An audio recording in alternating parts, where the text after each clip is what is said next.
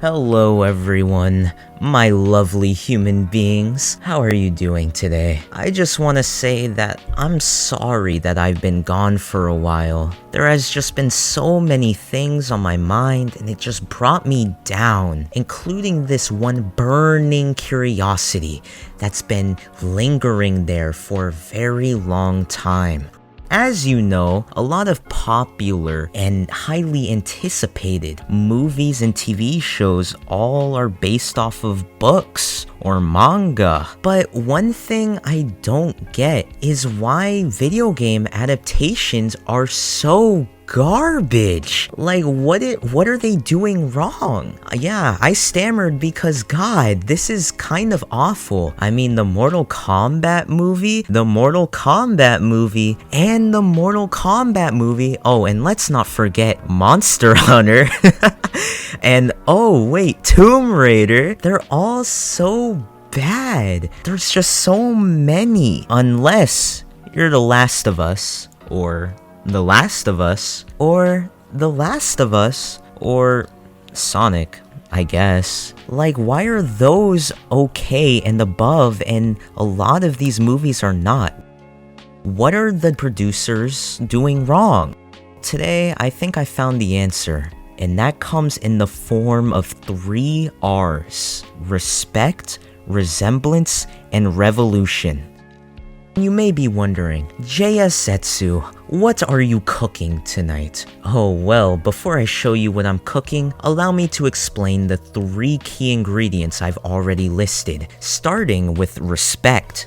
Now, when I say that word, I want you to ask yourself one question. Do you enjoy the source material, or is this movie intended to be another cash grab? Because truth be told, you can't have both. You can't have both mindsets at all. It's either going to appear full of life and full of heart, it's like you actually care about what you're making, or it's just gonna be another business move, riding off the coattails of the title you're working with to make more money. For example, you're either making Detective Pikachu, which it didn't do good critically, but it definitely had heart in it and life, or you could have Resident Evil. Not only was it lifeless, but they milked it for 6 straight movies. I'm surprised they even had enough money to do that like halfway through.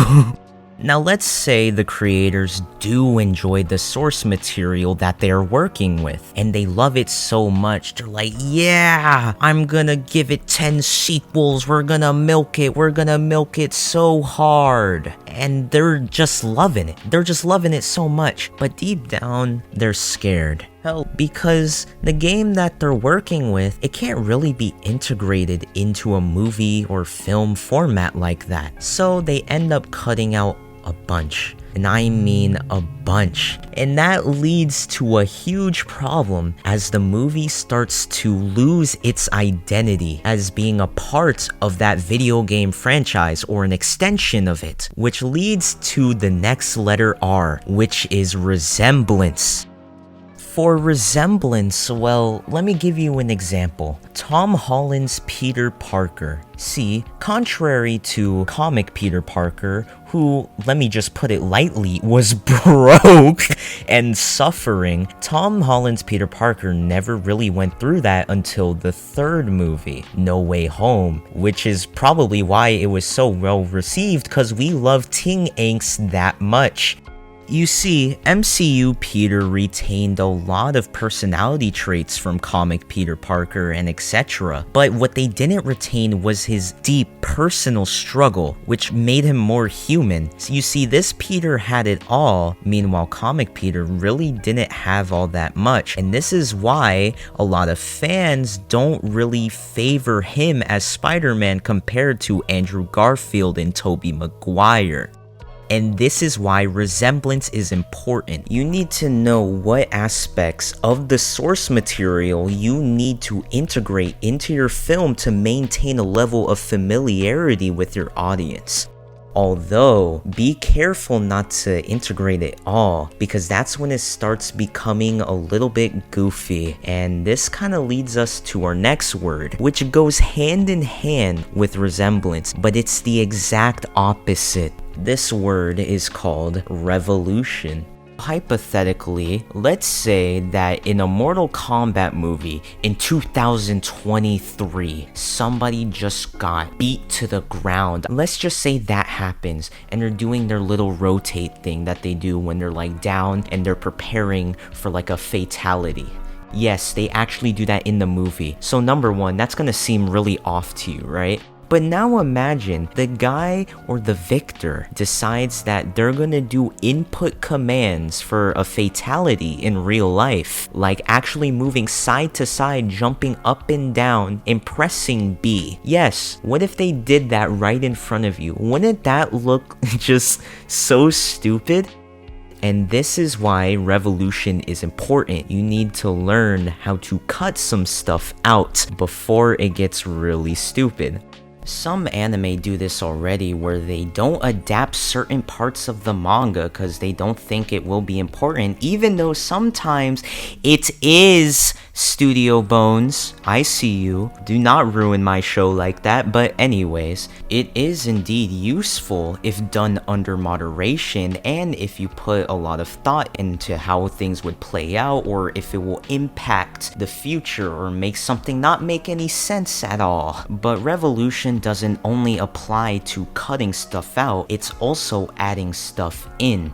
You see, The Last of Us Episode 3 was bold, daring, and most importantly, new material that wasn't even in the game.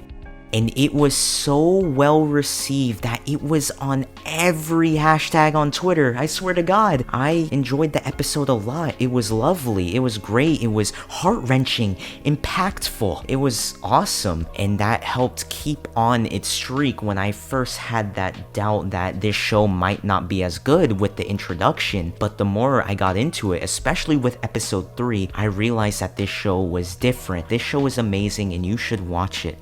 But, like I said, adding stuff in could be important. It could just add a whole new level of perspective, a whole new feel that the game could have been lacking.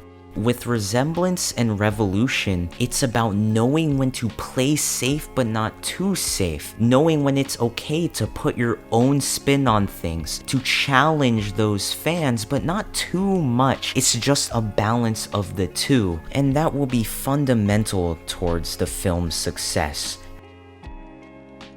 In conclusion, I believe the 3 R's will play a pivotal role in pushing you in the right direction when making a video game adaptation. The first R being respect. Do you enjoy the series you're working on? Do you enjoy the source material? Or is it just another cash grab?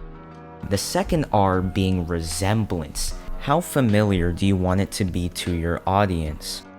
Then there's revolution. What flavor should you remove or add to add your own little flair to it? Honestly, I believe The Last of Us does all of this. Detective Pikachu did all of this, and Sonic did it. Although, I didn't enjoy Sonic as much as the others, if we're being honest. I'm sorry. But it is okay, it does have spirit. Anyways, that's all from me. Like if you agree, like if you disagree, and most importantly, if you do both, make sure you subscribe. And I'll see you in the next 3 years. Peace out. Mwah.